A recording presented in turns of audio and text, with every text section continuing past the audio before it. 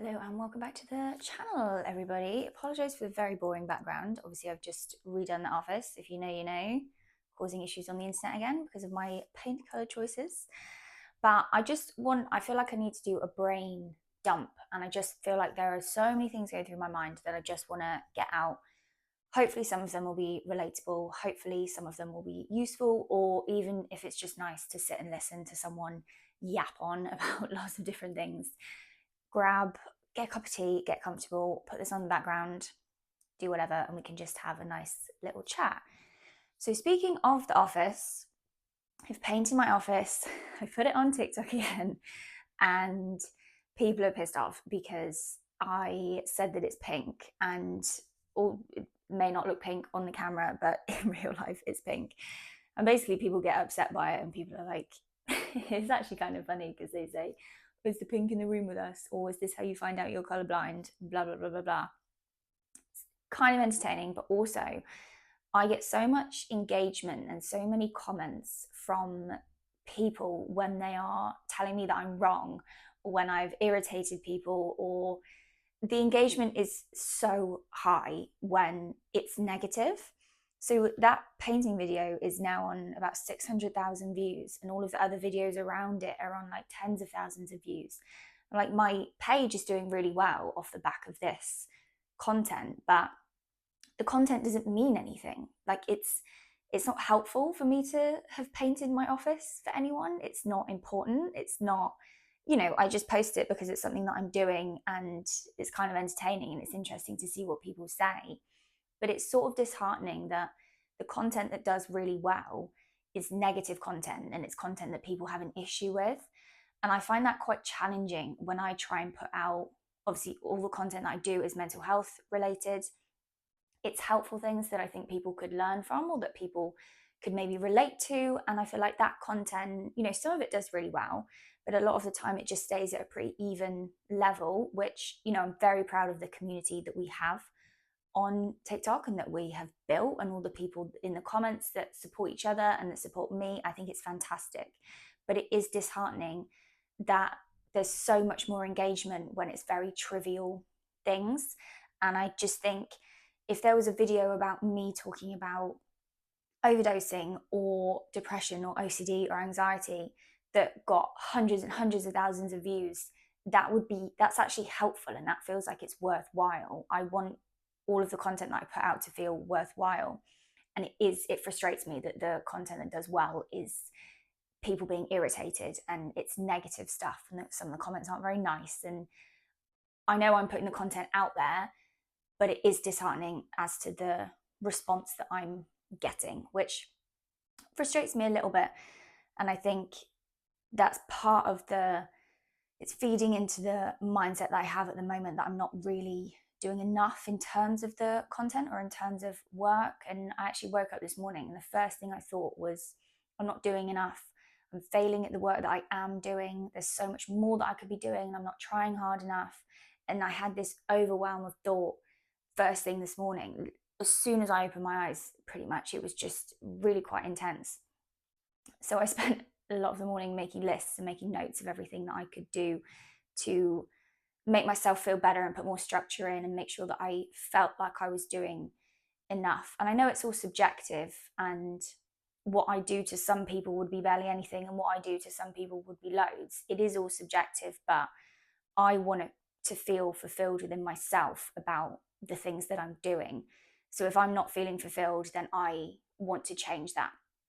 And I feel like that has tied into the whole creativity thing and the content that I'm making, and whether it's useful, whether it's worthwhile. And I don't know if it is. And then you get people, the engagement is sky high when I'm talking about pain. So it's sort of like all the videos that I put a lot of time and thought into that are the mental health specific, very what I feel like is important content, does sort of average, and then the paint one gets loads, which is, I guess, the nature of the world. But it's still, it frustrates me a little bit. So I think I have a bit more of a plan now. I'm going to be trying to be more focused with the content and try and just make stuff that I think is important and that I think is helpful, and hopefully other people do too. So that's sort of that side of things. And then on a more personal level, I am starting to do OCD therapy, OCD specific therapy again. So I have been in therapy for over a year every single week. I've had therapy since for over 10 years, but specifically I've been doing it over the last year every single week. But now we're getting to a point where we're doing OCD specific therapy again, but with EMDR this time, which is great. And I think it's a really good thing and it's going to be really helpful. But there's a part of me again that's quite disheartened by it, because I did OCD therapy 10 years ago for when my OCD was bad 10 years ago. And I had to write a list of all the routines that I do, and I had to rank them based on the anxiety level. And then I had to go through, and each week we would choose ones to change. And I'm effectively doing the same thing again, but it's 10 years later. So then I'm sitting there going, what have I done in the last 10 years? What have I even got better in any way, mental health wise? Has anything changed? Which obviously it has. And I'm a completely different person than I was 10 years ago.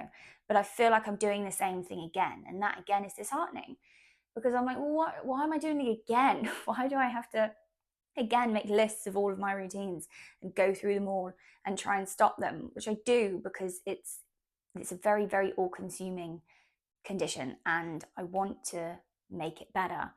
But there's a part of me that's like, not again. I don't want to have to do it again. And I'm sort of doing reflection because of that. And then I get into this spiral of nothing's changed. I haven't got any better. What have I done? Have I even made any changes? Which again, I have. But then it's just a whole, you get into a bit of a spiral about it.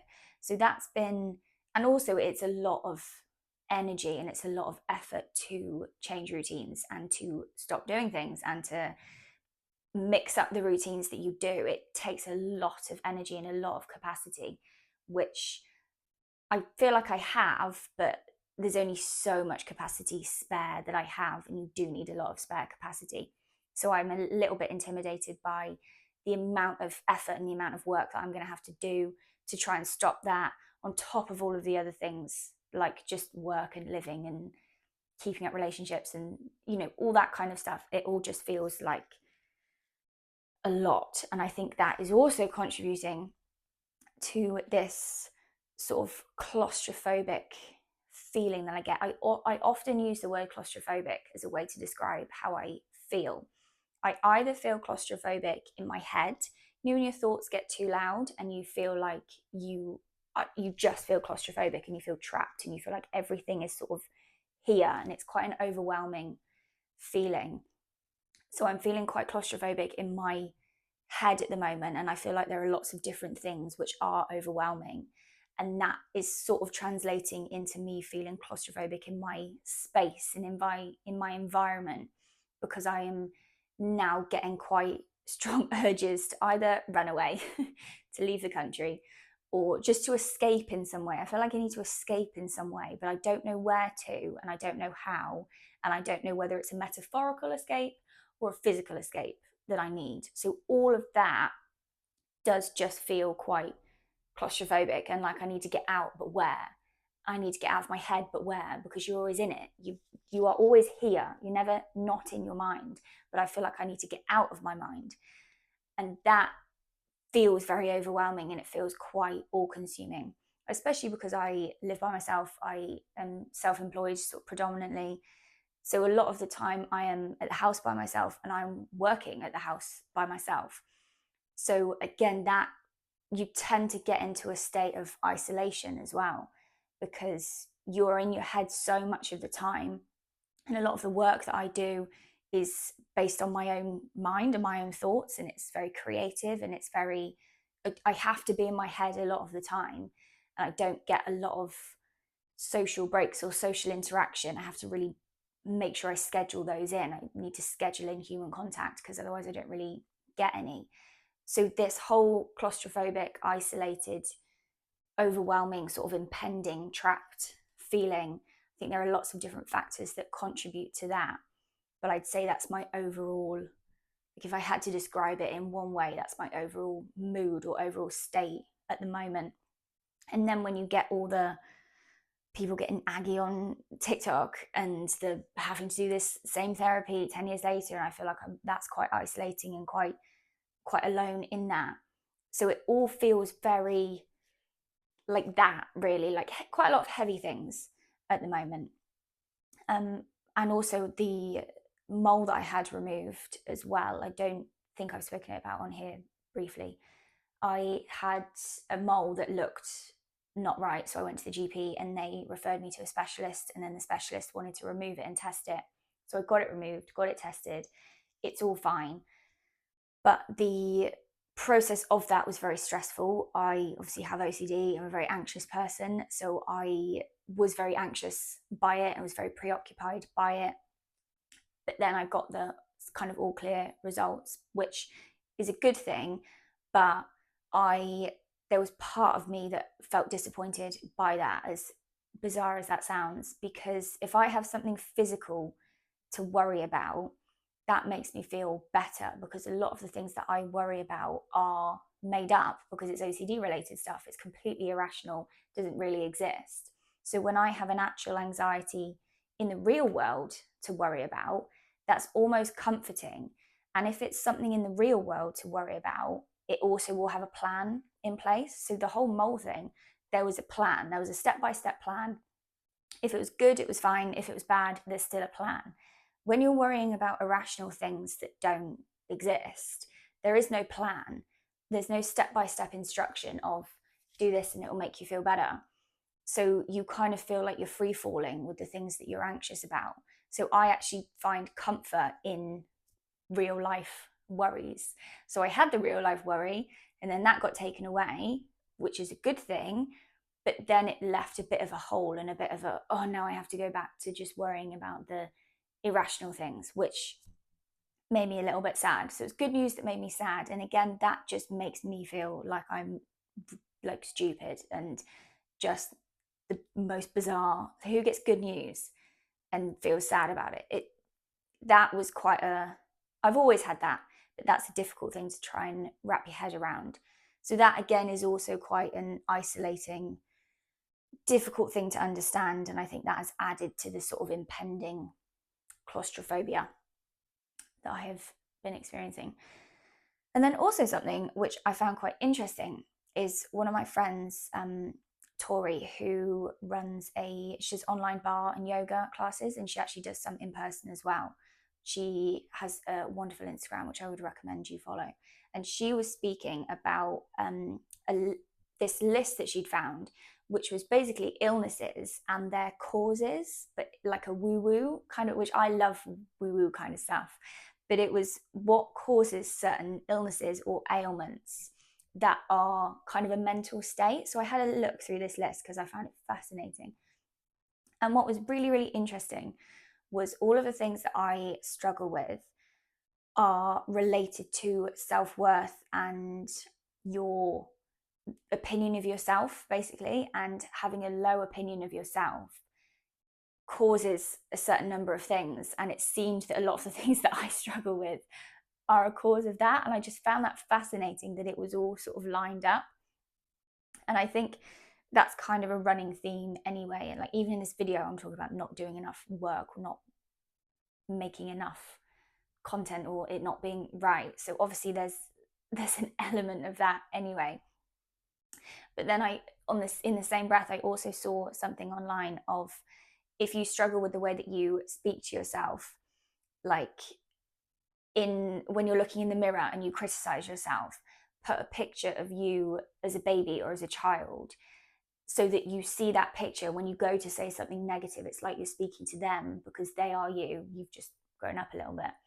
But if there's a picture there, you wouldn't speak to the 4-year-old version of yourself like that. So why would you speak to the however old you are now version of yourself like that? So I think I'm going to do that because I think it's a really cute idea. And like I can put it on the mirror in the bathroom. So when I go to pick my skin or like attack my skin or something, I can just see little like baby me and go, don't do that. Don't hurt her face. Don't do that. And I think that will actually stop me doing it. So I thought that was a really nice, interesting idea. So I'll link that list of illnesses in the description box. In my description box as well, also, there is always links to my website, which is where you can contact me if you want one-to-one mindfulness sessions, and also all of my guided meditations on the website as well. That's always live. I add 3 of those every single week. So I think there are over 60 meditations, guided meditations on there now. And there's also a link to 24-hour mental health support if you are struggling. So all of that will always be linked in my description box, but I will link the list of illnesses as well, because I thought that was fascinating. And even it's just interesting to have a look at and just to see what, even if you don't believe in that kind of stuff, I think it's really interesting to see if there's a pattern with the things that you struggle with physically and the things that you struggle with mentally. So I think that's all of my little rant for today. It's been a nice way to get things off my chest. So let me know in the comments how you are. Feel free to send me a message anywhere, Instagram, TikTok, I may not see it, so send me a message on Instagram and we can have a chat. Let me know how you are. And yeah, I hope you're having a good day. If you're not, that's okay, but I hope it gets better soon. Have a lovely rest of your day, and I will see you in the next video.